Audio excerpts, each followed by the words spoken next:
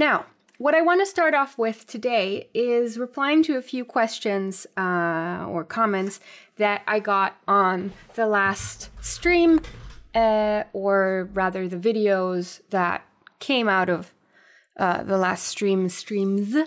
The same goes for today. Of course, if you have any questions relating to the topics that we discussed today or anything else, feel free to leave them in the comments and I will get to them next time. I picked out like 3 things, 2 questions, and 1 little extra that if we have time today and we all feel like doing it, I want to base a little something different for today on. For now, 2 little questions to readdress. One by Patrick. Hallo Katja. Diese Wörter sehen, beobachten und betrachten schreibe ich in einem Text fast immer falsch. Was ist der Unterschied? Years ago, I made a video about vision verbs. Sometime while like in between doing my videos on the tenses. So I will point to that in the video segment, but for now, I'll just go over this really quickly. So sehen means to see, just straight up. It's basically a neutral verb that just means to see. Beobachten means to observe, both in the passive sense of like, I observed this happening because I happened to be there, you know, it just was a happenstance, and the active observing, you know, like with the spy glasses. Either that or just passively, right? You either observe someone actively or passively. Betrachten. Now, betrachten is the one that may get a bit more tricky in contrast, because betrachten is like observing or looking at something in awe, though it is not the same as watching in all senses of the word, right? You wouldn't betrachten a TV show. That either you would schauen or gucken or even sehen, right? We don't make that much of a difference between watch and see in German. Betrachten, you could like lovingly betrachten.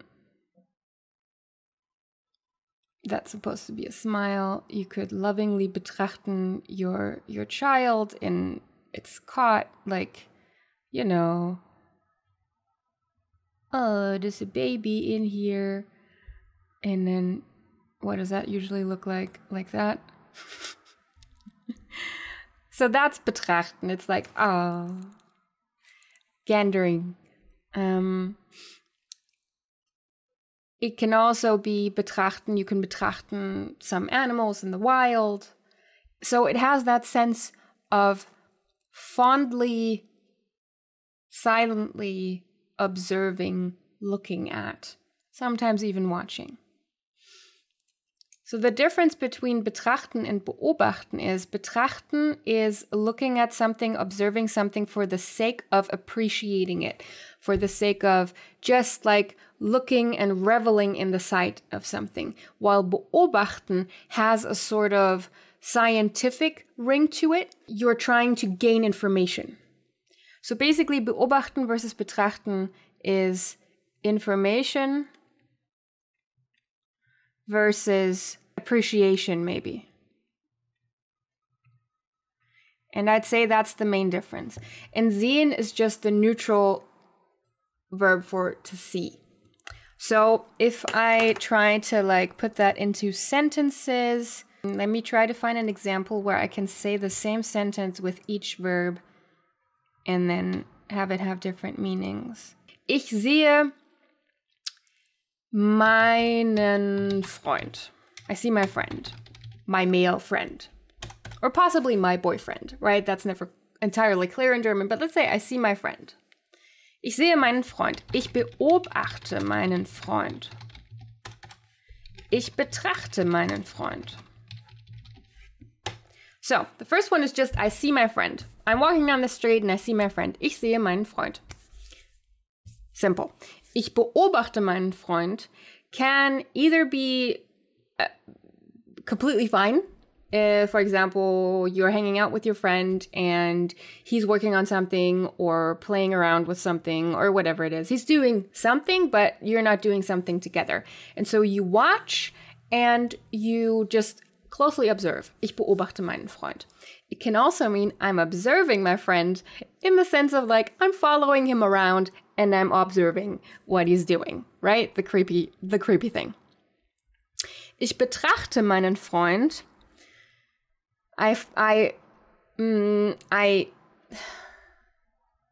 Well, I admire my friend, maybe. So that would be, I'm taking in the visual of my friend. I am looking at my friend and kind of just taking in the visual information that I'm seeing, probably appreciative, and kind of taking stock of what my friend looks like, possibly. Which ones of them are accusative or dative? They all work the same way, right? They're all, well, they can all be intransitive and they can all be transitive, meaning that then they are used with the accusative, right? You can see that here. Meinen Freund, meinen Freund, meinen Freund. It's all the same. With vision verbs, it's always going to be ich sehe ihn, ich sehe sie, ich sehe es. Ich sehe mich, ich sehe dich, ich sehe euch, ich sehe uns, etc., right? Is beobachten related to achten? Achten, to honor. To have an honorary disposition towards somebody. I'm not sure. Spontaneously, I'd say probably not in a meaningful way. I'd have to look it up though. The interesting thing is that the Duden says that, or as a paraphrase for beobachten, uses über eine gewisse Zeit aufmerksam und genau betrachten.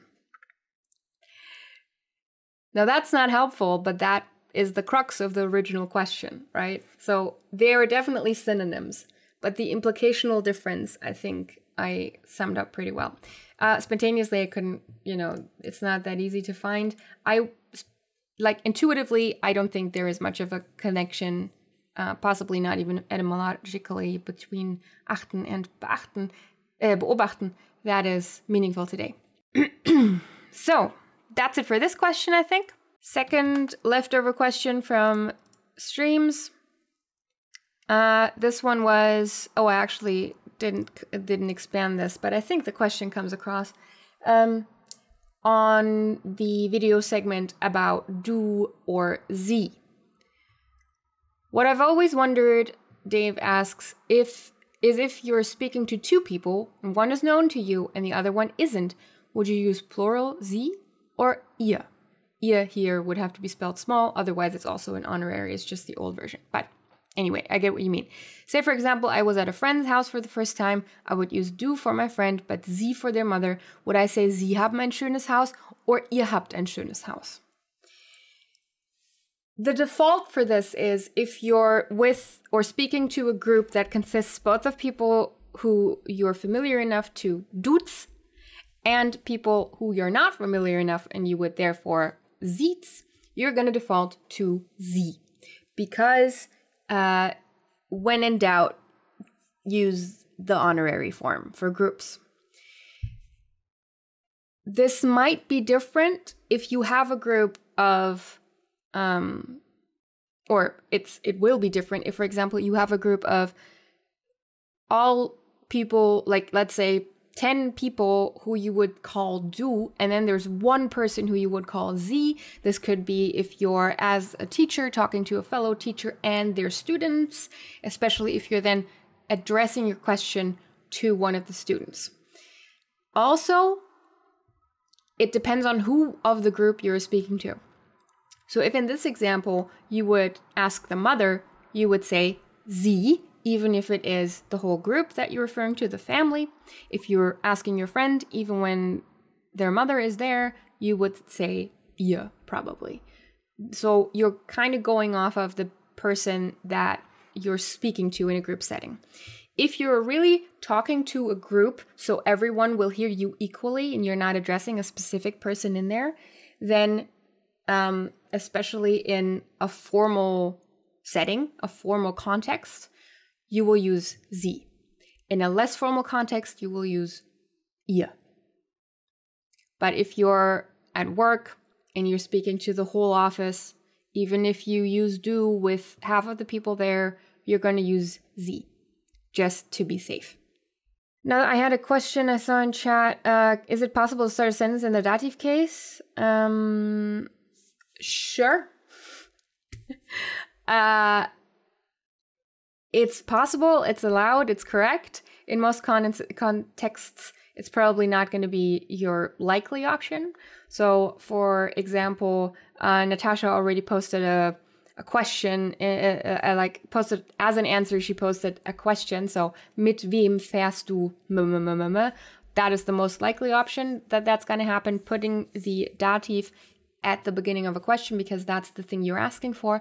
But even in a statement, of course, you could start with a dative. Dem Hund gebe ich seinen Knochen. I give the dog, I give his bone, right? It's unlikely, though, because we usually start out with the subject of a sentence anyway. But formally, linguistically, you can do it. Once again, if you would like to ask some questions too, feel free. Do it in the comments here. Do it in the comments for the video segments. I'll just kind of scroll through and see what I can find when I do the next stream. As always, at the end of the episode, I would like to thank everyone who's supporting DFE over on Patreon. Patreon is a way to finance these episodes and to keep me somewhat independent from stuff like sponsors. So thank you so much to everyone who is helping out completely voluntarily. I am, I never get tired of pointing out how amazing I think that is and how honored I am and well, I don't know. It just feels good, okay? Anyway, you can go over there if you want to support DFE. You can also get a few rewards. Of course, you will end up on this list like everyone who's on there currently, but you also get some extra learning materials and stuff, like, for example, my grammar scripts and other things. It's all over there. I wrote it down particularly so I didn't have to keep it all in my head. But anyway, yeah, thank you to everyone. And a special thanks to the second little list that is separated by the extra space, because these are the people who are extra generous and give each episode an extra bump. Go check out DFE's Patreon. It's in the description. Dankeschön.